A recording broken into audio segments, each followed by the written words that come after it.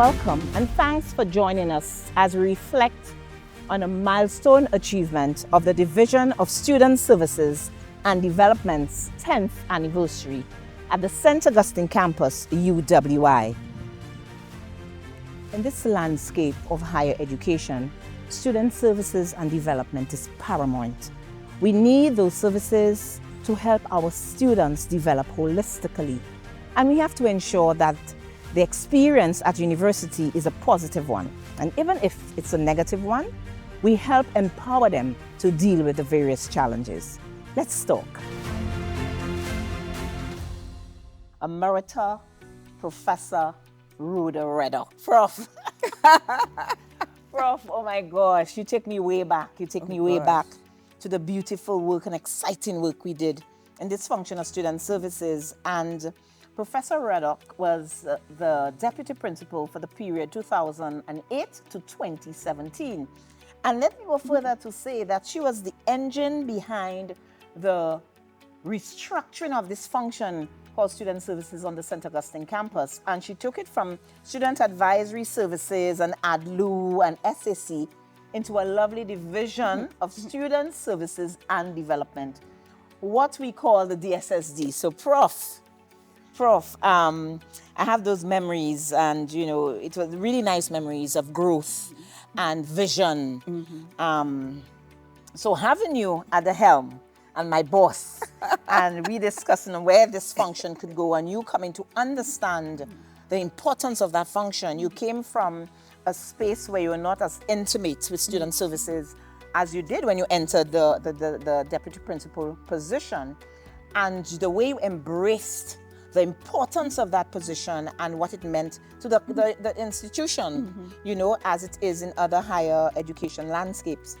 So, Prof, I want to start by asking you, the key support services that existed before. We could talk a little about that on the campus, and what drove you to say, okay, let us change that model and get a model called the Division of Student Services and Development. Okay, what a pleasure it is to meet with. Thanks for remembering me. You can't be forgotten, Prof. It was really an interesting time, whenever I try to do something, I tend to get all into it. And I think that I'm a sociologist. So I am always concerned with people. And I think that in many of our structures, our organizations, our bureaucracies, we tend to forget the people part. And, we teach sociology, we teach social work, we teach mediation, we teach all of these things, psychology. But yet, where is this implemented within our own structures and systems? So I came, before that when I came, I didn't even know this was part of the responsibility. And but I said, you know what? I knew Mr. Cohen. I used to work with him from time to time. I remember you once coming to ask for help when I was in gender studies. I might not always ask for help. So from the beginning, I knew what existed. I knew that there was, of course, student advisory services that did a lot with off-campus and on-campus accommodation. I knew that financial assistance came out of student advisory services and also career, I think you all already did the world of work. Correct. And things like that in that one little office. But for me, the student services and development function, I remember Deirdre, you asking me, why development? And I said, when the students come, they have to be different when they leave. And that is still my concern. How does the University of the West Indies address the developmental function of making our graduates the ideal graduates that are supposed to be part of all of our strategic plans? So also as deputy principal, you get to see what's happening with students. The students come to complain. And one of the things I did was I set up a digital system to monitor, monitor the complaints, and then at the end of the year, you could see what are the concerns of the students. And then I said, you know what? this campus in particular, this Mona was much better. Yes. I said, we have to get a proper institution to address student services and the development of students. And my other concern was alumni, because I said the experiences that students have on the campus will determine how they feel about the institution and their willingness to be active and supportive alumni after they graduate.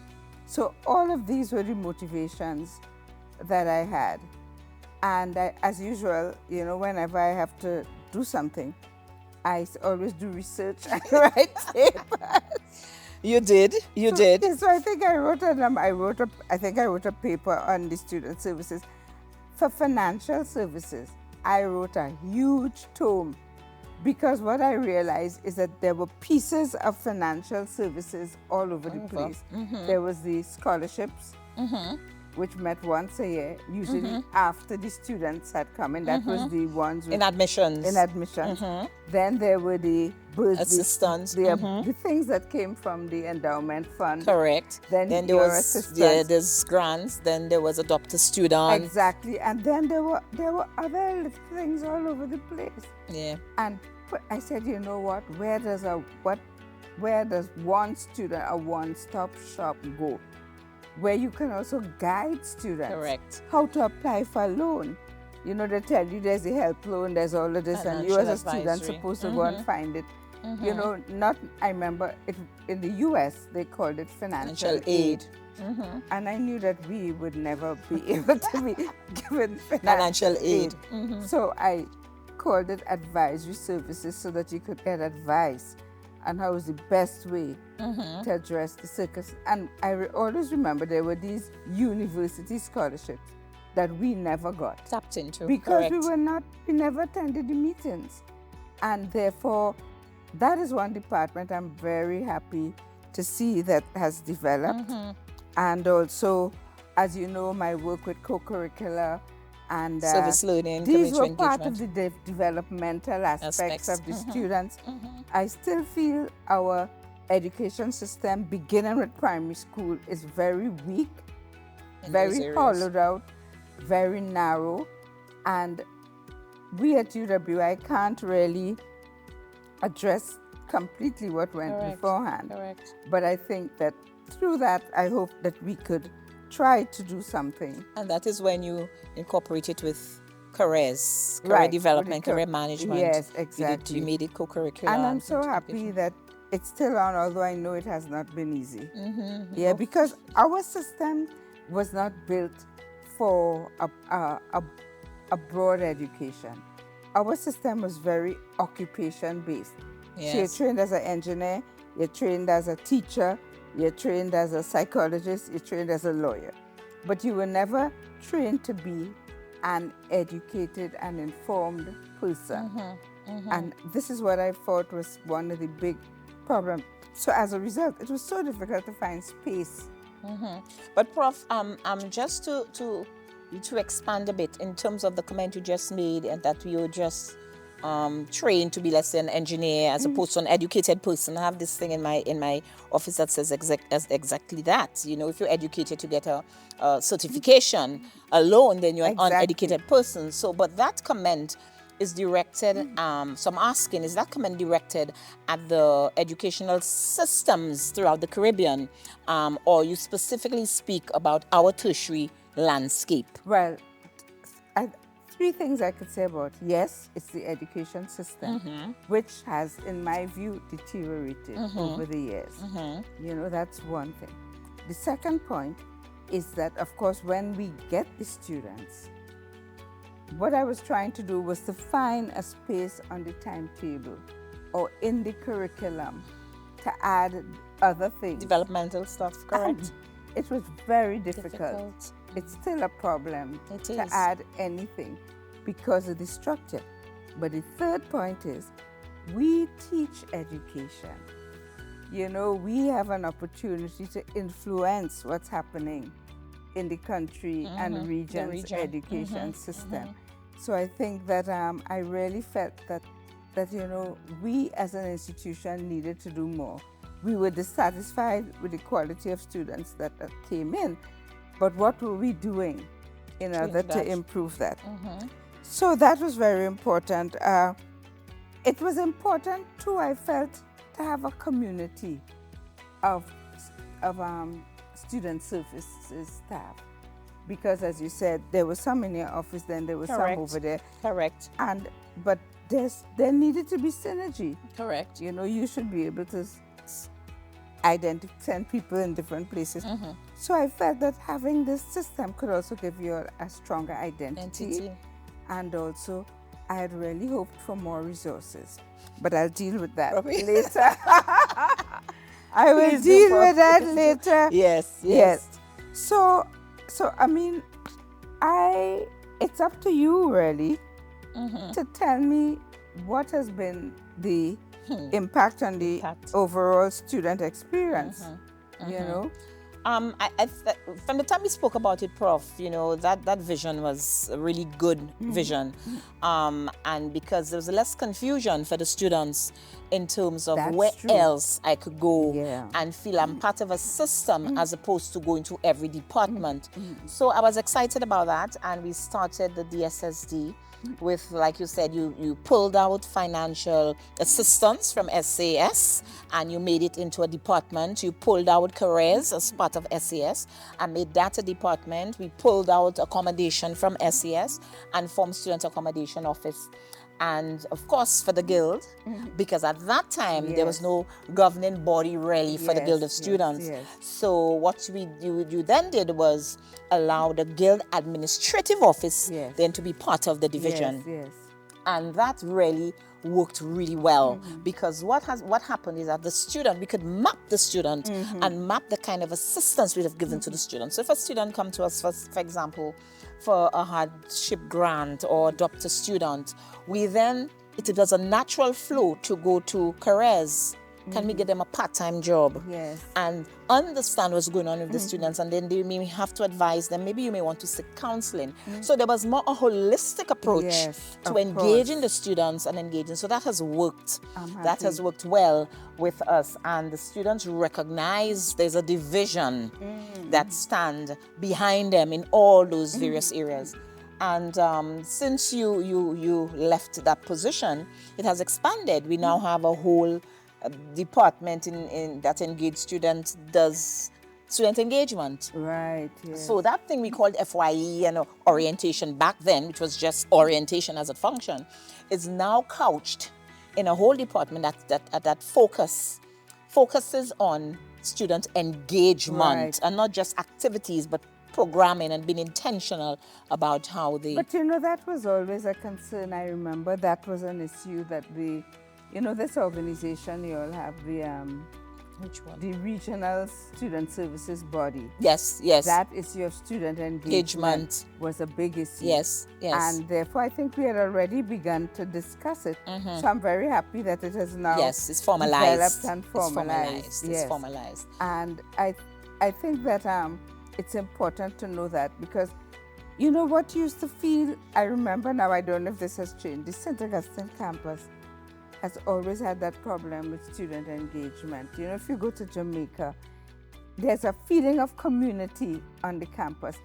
But on this campus, by Friday, campus is empty. You know, people come for classes and leave. You don't feel like if it's a space that you want to be part It's of. improved. That improved. But unfortunately, Prof, post-COVID, it has disappeared. Literally, I think that's the worst we've seen it. That's true. The students were around and stuff, and then came COVID, and then the whole... I'm going to give you a perfect example. Something like the World of Work, which was one of our is one of our flagship programs, of course, which we had 1,500 students, 12,000 students. We had to rebuild that brand in the couple years post-COVID, and up to now, the brand in terms of students' awareness of it and engaging it is still, we have gone back 20 years in terms of that to get them back involved. So we have seen that in terms of the that particular program and engagement, but there's a wider view and vision for student engagement. Is not only about activities, but we engage the students at various levels within the DSSD. So whereas though, Prof, what I want to say is that the DSSD understands its mandate. It understands its role, and the 9 managers across the division embrace that. I think, though, that there's still need for center stage. Yes. The function, which is the DSSD, that they house, all those functions need to be viewed in a different strategic kind of, way as to how we're doing it now. It has improved, but you know me, I'm greedy. I want to see it, on a much broader and take center stage and be part of strategic decisions.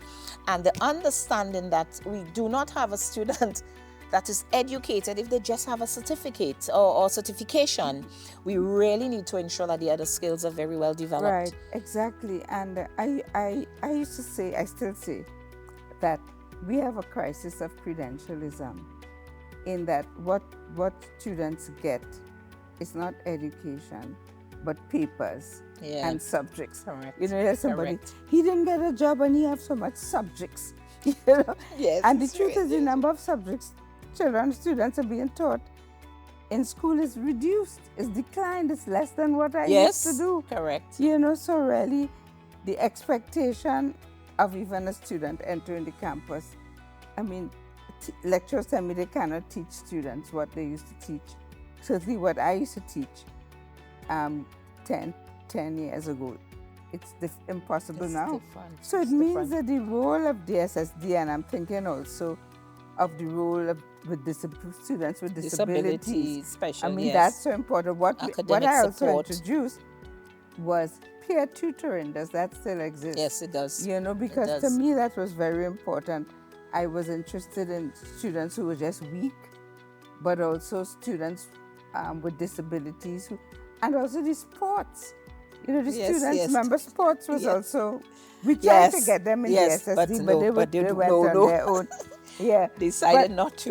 But the athletes who were traveling to go and play cricket and missing their exams or missing their classes. Correct. For me, the peer tutoring was also it's still very much and I'm very alive. happy So to know that. you now became Student Life and Development. Yes, and I gave more work to them, which of course was a big challenge. Yeah, regional and because they got national more students. work with less resources. Well, let's talk about that. I'm happy you went there, Prof.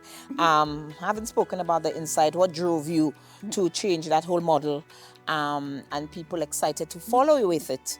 I must say as well, and to see now the fruit it has given all of us in terms of support for this campus. So we understand your vision, what you thought we needed something more cohesive. We needed to ensure that the services was a one-stop shop, that people understood what the function was for the institution.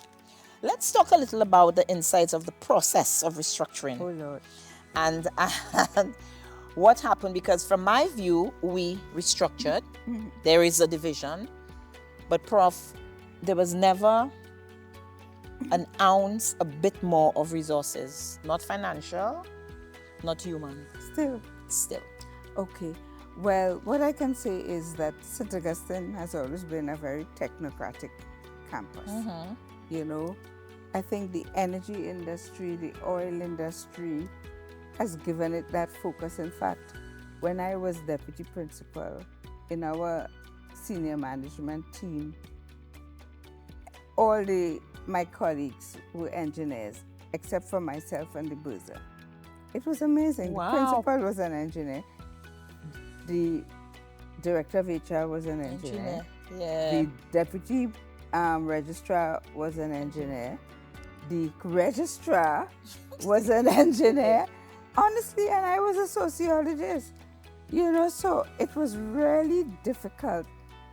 And if you know anything about engineering on this campus, especially in years gone by, they did nothing else except engineering. It's only recently they've introduced, I think, English language. Different things, and ethics. They don't even do the university courses. So it was a very difficult atmosphere to be trying to do these things. It was not an enabling environment. Yeah. And there were lots of other student things that we did in the office in addition to the DSSD. But and that is why I wanted the Student Amenities Fund, because I realized that without it, the student function would never get the resources that it required. So I remember after 4 years of pleading with my then principal and then working out different scenarios. Correct. He eventually said to me, you could do a restructuring, but it must not cost 1 cent more. Wow. Could you imagine? I can't. It was terrible. I can't. And anyway, we did it, and we tried to find ways of getting additional resources. I had hoped that 10 years in. Remember before I left, I actually had blueprints for the new DSSD space. Yes. And of course, now we are back, I don't know how many years since then, to be considering it again. It's 10 years. Yes. We have a lot of, we use some students, we have some temporary staff, but we have new departments with no staff. And the thing is, this is such a bad time. This is such exactly, a bad time. Exactly. And we never got additional budgets. So the same Students Advisory budget now has to run 6 departments. And, the staff, I have to say kudos to the staff. They're so committed and they so understand the function and the importance of it in the lives of our students that they give and they go over and beyond. And but I think that we neglect this area at our peril. Correct. Because as I said, another part of my concern, as I said, was to improve the student experience and to make the student experience one where students felt,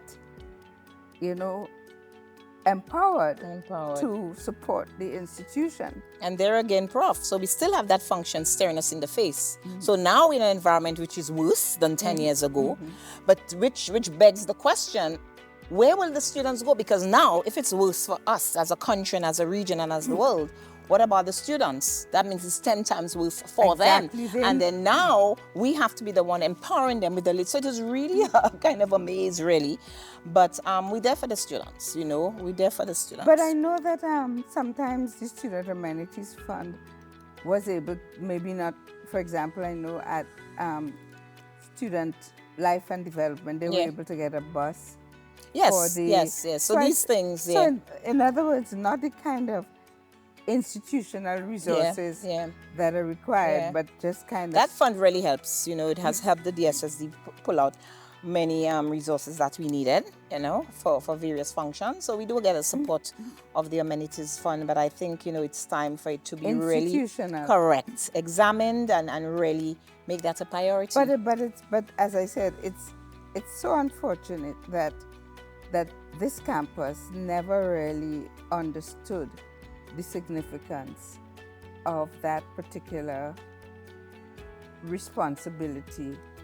And I really hope that in the next 10 years, we'll see a serious change. Because sometimes it's the will. I know about the will because I came from gender studies, which began at this campus with 1 lecturer and one AA, and I wasn't even provided with space. Yes. So I know what it is to build up something. So I really hope that... I think we will, Prof. I wouldn't sit by and say, well, nothing has been done. I've seen growth in terms of the recognition of the function. I see now where our leaders will actually speak of the functions of the DSSD and the impact it has had on the students, and we welcome that and we're happy for that. So I think it's moving there. I just wish to have a little more wheels and have a motor and move faster, but we appreciate that. But we really call for more. In this 10th year, we think we need a little injection of some sort of When resource. I was there, the website had not been. DSSD? Is it there Oh, now? it's out of this world. Okay, It's I must out of really you must check look it at out. it. We have one for FYE. I mean, it's out of this world, you know. So check it out, Prof, and you will be proud to see your 10 years of work where it has landed. And we wanted to say something. But there were some things that I wasn't able to do.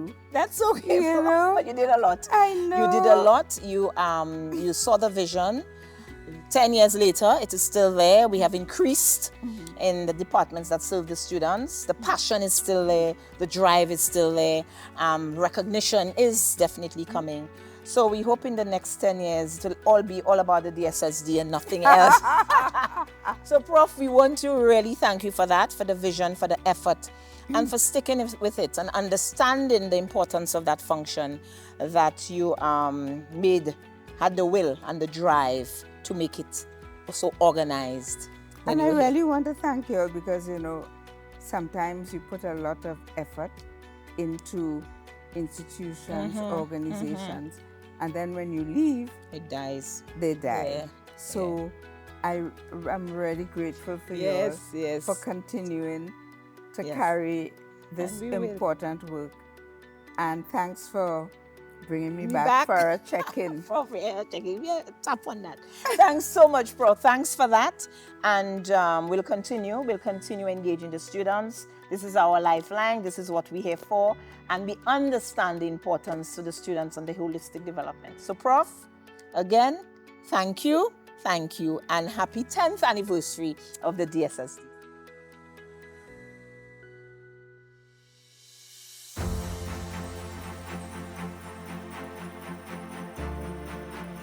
"10 years of guiding and steering a division strategically, 10 years of managing student careers and getting involved in community engagement and volunteerism, 10 years of scholarships and bursaries and engaging our students in financial planning, 10 years of orientation, FYE, first year experience, 10 years of student engagement, student involvement, 10 years of student leadership and guidance for students with medical conditions and disabilities and peer tutoring, 10 years of counseling and psychological services, 10 years housing, residential life, student activity, 10 years, 10 wonderful years of building a foundation, which we now dub the Division of Student Services and Development. So guess what? 10 more years of wall building. Congrats, DSSD. Well done.